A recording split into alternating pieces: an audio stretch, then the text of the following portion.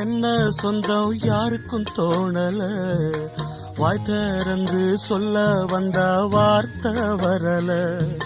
வானவில்ல சின்ன புள்ள வளைக்க பாக்குது, ஆகாயத்தில் ஊஞ்சல் கட்ட ஆசைப்படுது.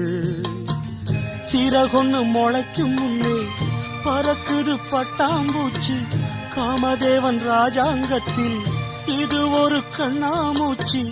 ஆத்துமேட்டில் எழுதி வச்சத அலை அடிச்சது அண்ணாச்சி. சம்சாரம் அது மின்சாரம், சம்சாரம் அது மின்சாரம்.